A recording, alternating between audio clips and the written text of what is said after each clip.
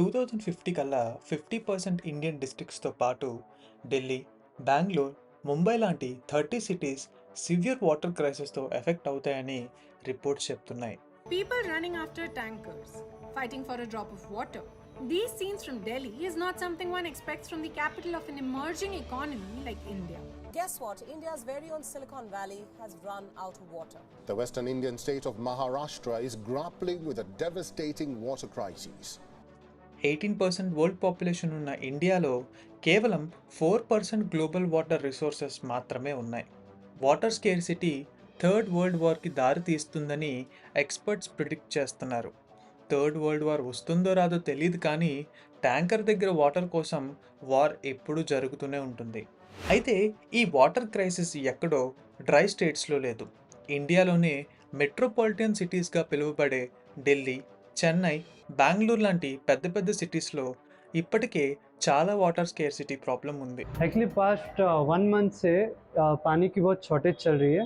हमारे बोरवेल सब ड्राई हो रहे हैं और बहुत कम पानी आ रहा है. వాటర్ క్రైసిస్ ఇండియాలో కొత్తగా ఉన్న ప్రాబ్లం అయితే కాదు, ఇది ఎప్పటి నుంచో ఉన్న ప్రాబ్లమే. Every year water crisis alarming రేట్స్తో ఇంక్రీజ్ అవుతున్నాయి. 2030 కల్లా వాటర్ డిమాండ్ సప్లై కన్నా 110% ఎక్కువ ఉంటుందని రిపోర్ట్స్ చెప్తున్నాయి. ఇలానే ఉంటే డ్రింకింగ్ వాటర్ కూడా దొరకడం చాలా కష్టమవుతుంది. హైయెస్ట్ రెయిన్ఫాల్ ఉన్న సిటీస్ లైక్ చెన్నై అండ్ ముంబైలో కూడా వాటర్ స్కేర్సిటీ ఉంది. అయితే వాటర్ క్రైసిస్కి మెయిన్ రీజన్స్ ఏంటి, అసలు ఈ వాటర్ క్రైసిస్ నుంచి ఇండియాని ఎలా సేవ్ చేయొచ్చు అని ఈ వీడియోలో డిస్కస్ చేద్దాం. వీడియో చాలా ఇన్ఫర్మేటివ్గా ఉంటుంది, సో లాస్ట్ వరకు చూడండి. ఛానల్ని ఫస్ట్ టైం చూస్తున్నట్టయితే సబ్స్క్రైబ్ చేయడం మర్చిపోకండి.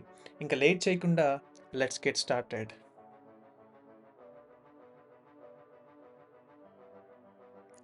ఇండియాకి కావాల్సిన water needs ground water and river water నుంచి ఫుల్ఫిల్ అవుతుంది.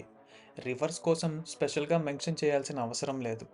మన ఇండియన్ కల్చర్లో రివర్స్ని పూజిస్తాం, చాలా పవిత్రంగా చూసుకుంటాం. కానీ రియాలిటీలో మాత్రం రివర్స్ని రివర్లా కూడా ట్రీట్ చేయం, మినిమం రెస్పెక్ట్ కూడా ఇవ్వం.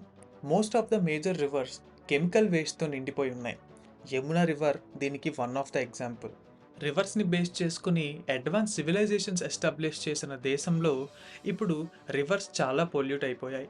ఎంతలా అంటే 50% ఆఫ్ ఇండియన్ రివర్స్లో వాటర్ని తాగడానికి యూజ్ చేయలేం. గ్రౌండ్ వాటర్ లెవెల్స్ కూడా చాలా దారుణంగా పడిపోతున్నాయి. గ్రౌండ్ వాటర్కి విలేజెస్ అండ్ సిటీస్లో డిఫరెంట్ యూజ్ కేసెస్ ఉంటాయి. ముందుగా సిటీస్ కోసం చూస్తే బెంగళూరు, ఢిల్లీ లాంటి మేజర్ మెట్రోపాలిటన్ సిటీస్లో గ్రౌండ్ వాటర్ లెవెల్స్ చాలా డ్రాప్ అయిపోయాయి. బెంగళూరు అయితే ఆల్మోస్ట్ 0 డేకి రీచ్ అయ్యే స్టేజ్లో ఉంది. హైయెస్ట్ రెయిన్ఫాల్స్ ఉన్న ముంబై అండ్ చెన్నైలో కూడా గ్రౌండ్ వాటర్ షార్టేజ్ వచ్చింది. గ్రౌండ్ వాటర్ లెవెల్స్ ఎప్పటికప్పుడు రెయిన్ఫాల్తో రీఫిల్ అవుతాయి, కానీ ఈ మెట్రో సిటీస్లో ర్యాపిడ్ అర్బనైజేషన్ వల్ల గ్రౌండ్ వాటర్ చాలా మటుకు ఎవాపరేట్ అయిపోవడమో, డ్రైనేజ్లో మిక్స్ అయిపోవడమో జరుగుతుంది. ఇండస్ట్రియల్ వేస్టేజ్తో రివర్సే కాకుండా గ్రౌండ్ వాటర్ కూడా ఎఫెక్ట్ అవుతుంది. ఇంకో సైడ్ సిటీస్ డెవలప్మెంట్ నేమ్తో సిటీ వాటర్ అవసరాలు తీర్చే లేక్స్ని క్లోజ్ చేసి కన్స్ట్రక్ట్ చేస్తున్నారు. అండ్ దాంతో పెరుగుతున్న పాపులేషన్ వల్ల కూడా న్యాచురల్ రిసోర్స్ మీద చాలా స్ట్రెస్ పడుతుంది. సాడ్ థింగ్ ఏంటంటే ఇండియా లాంటి పెద్ద దేశంలో జాబ్స్ అండ్ గ్రోత్ ఆపర్చునిటీస్ కేవలం కొన్ని సిటీస్కే పరిమితమయ్యాయి. దానివల్ల సిటీస్ హోల్డ్ చేసే కెపాసిటీ కన్నా ఎక్కువ పాపులేషన్ని హోల్డ్ చేస్తుంది. ఈ సిటీస్ ఏ జాబ్ అండ్ గ్రోత్ ఆపర్చునిటీస్తో ఫేమస్ అయ్యాయో ఇప్పుడు ఆ జాబ్స్ అండ్ ఆపర్చునిటీసే శాపంగా మారాయి. ఫ్యూచర్ ప్రిడిక్షన్స్ ప్రకారం 2040 కల్లా ఈ సిటీస్లో ఇంకా పాపులేషన్ పెరిగే ఛాన్సెస్ ఉన్నాయి. దేశ రాజధాని అయిన ఢిల్లీ సిచ్యువేషన్ కూడా అలానే ఉంది. ఢిల్లీలో ఇప్పటికే 99% ఆఫ్ గ్రౌండ్ వాటర్ని యూజ్ చేసేసారు. అలానే ఢిల్లీలో 35% ఆఫ్ ప్లేసెస్ని క్రిటికల్ జోన్స్గా ఐడెంటిఫై చేశారు. ప్రజెంట్ ఢిల్లీ తన వాటర్ నీడ్స్ కోసం యమునా నది పైన డిపెండ్ అయింది. అలానే హిమాచల్ ప్రదేశ్, హర్యానా, ఉత్తరప్రదేశ్ అయిన నైబరింగ్ స్టేట్స్ మీద కూడా చాలా డిపెండ్ అవుతుంది. అక్కడ పొలిటికల్ ఇష్యూస్ వల్ల వాటర్ క్రైసిస్ని ఎవరూ సరిగ్గా పట్టించుకోవడం లేదు. యమునా నది కోసం ఆల్రెడీ డిస్కస్ చేశాం.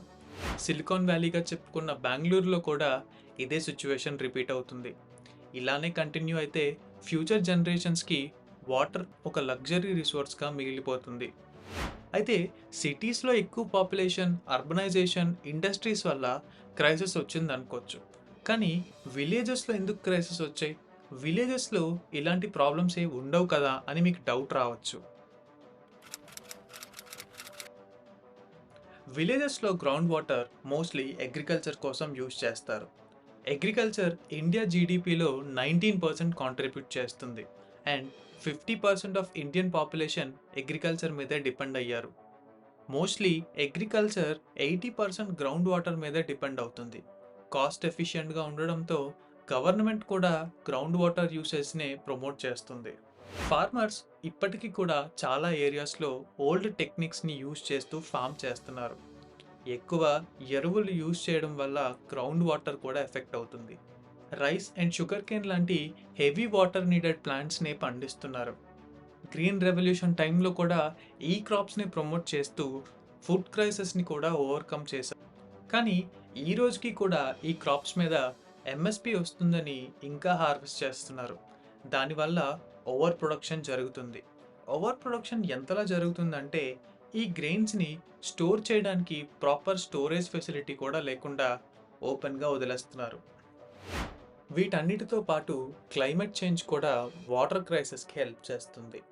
ఇర్రెగ్యులర్ రెయిన్ఫాల్స్ అండ్ సీజన్లో పడాల్సినంత వర్షం పడకుండా ఉండడం వల్ల చిన్న చిన్న లేక్స్ కూడా ఎఫెక్ట్ అవుతున్నాయి. ఆఖరికి గంగా నదిలో కూడా వాటర్ 2.6 సెంటీమీటర్స్ డిక్రీజ్ అవుతూ వస్తుంది. వాటర్ క్రైసిస్ వినడానికి చిన్నగానే ఉన్న ఎఫెక్ట్ మాత్రం చాలా పెద్దది. అగ్రికల్చర్ మీద డిపెండ్ అయిన మన దేశంలో ఆల్రెడీ కరువు వల్ల చాలా ఫార్మర్స్ సూసైడ్ చేసుకున్న కేసెస్ మనం చూస్తున్నాం. కర్ణాటకలోనే 6 monthsలో దాదాపు 600+ ఫార్మర్స్ సూసైడ్ చేసుకున్నారు. దానికి reason farm loans and drought conditions అని రిపోర్ట్లో తేలింది. స్టేట్స్ మధ్య ఇప్పటికే చాలా వాటర్ డిస్ప్యూట్స్ స్టార్ట్ అయ్యాయి. ఒక కృష్ణా రివర్ కోసమే ఆంధ్రప్రదేశ్, తెలంగాణ, మహారాష్ట్ర అండ్ కర్ణాటక మధ్య ఇష్యూస్ జరుగుతూనే ఉన్నాయి. ఫ్రెష్ వాటర్ యాక్సెస్ లేకపోవడంతో కలరా, డయేరియా లాంటి డిసీజెస్ కూడా వస్తాయి.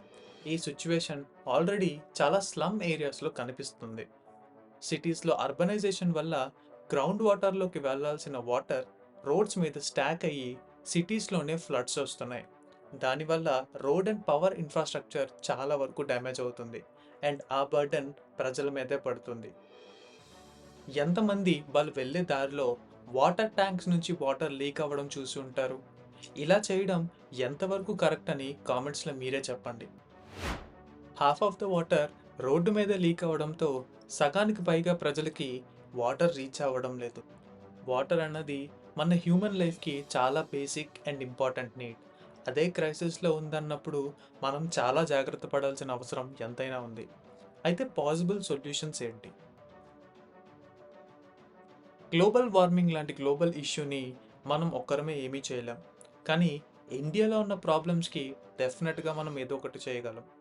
కొన్ని గవర్నమెంట్ ఇనిషియేటివ్స్ ద్వారా సాల్వ్ అయితే కొన్ని మనం కూడా చేయాల్సినవి ఉన్నాయి. రెయిన్ వాటర్ మేనేజ్మెంట్ సిస్టమ్ని మెట్రో సిటీస్కి దగ్గరలో తీసుకురావాల్సిన అవసరం ఎంతైనా ఉంది. సో ప్రాపర్ గ్రౌండ్ వాటర్ రీఫిల్లింగ్లో ఈ స్టెప్ చాలా హెల్ప్ అవుతుంది.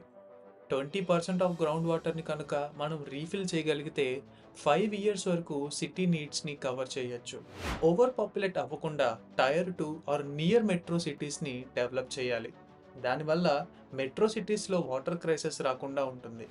రూరల్ ఏరియాస్లో వాటర్ ఎక్కువ యూజ్ చేసే క్రాప్స్ కాకుండా మిల్లెట్స్ లాంటి తక్కువ వాటర్ కన్జ్యూమ్ చేసే క్రాప్స్ని హార్వెస్ట్ చేయాలి. గవర్నమెంట్ కూడా పేపర్స్లోనే కాకుండా ఈ క్రాప్స్ మీద ఎంఎస్పిని ఇంక్రీజ్ చేసి ఫార్మర్స్ని ప్రమోట్ చేయాలి. అలానే ఫార్మర్స్కి గ్రౌండ్ వాటర్ మీద డిపెండెన్సీని డిక్రీజ్ చేసి రివర్ వాటర్ నెట్వర్క్కి యాక్సెస్ ప్రొవైడ్ చేయాలి. రివర్స్ని దేవుడిలా ట్రీట్ చేయకపోయినా కనీసం రివర్ లాగైనా ట్రీట్ చేయాలి. గంగా, యమున లాంటి రివర్స్ని క్లీన్ చేసే ప్రోగ్రామ్స్ కోసం పేపర్లో మెన్షన్ చేశారు, కానీ దాని మీద ఎలాంటి ప్రోగ్రెస్ లేదు. మనం కూడా రివర్స్ని స్పాయిల్ చేయకుండా ఉండేలా చూడాలి. వాటర్ క్లీనింగ్ కోసం గవర్నమెంట్ని కానీ ఇంకెవరినో కానీ బ్లేమ్ చేయకుండా మనం కూడా మన వంతు ప్రయత్నం చేయాలి. వాటర్ని ఎలా సేవ్ చేయాలని ఎవరికి వారు ప్లాన్ చేయడం వల్ల వాటర్ సేవింగ్స్లో హెల్ప్ చేసిన వాళ్ళం అవుతాం. మన దేశంలో ఉన్న ప్రాబ్లం ఏదో ఒక రోజు మన ఇంటికి కూడా రావచ్చని గుర్తుంచుకుందాం. That's all for today's video guys. Video నచ్చితే లైక్ చేయండి, మీ ఫ్రెండ్స్ అండ్ ఫ్యామిలీకి షేర్ చేయండి. ఈ వీడియో ఇన్ఫర్మేటివ్గా అనిపిస్తే ఛానల్ని సబ్స్క్రైబ్ చేయడం మర్చిపోకండి. నెక్స్ట్ వీడియోలో కలుద్దాం. అంతవరకు నేను మీ హోస్ట్ రాజారాం, సైనింగ్ ఆఫ్. జై హింద్.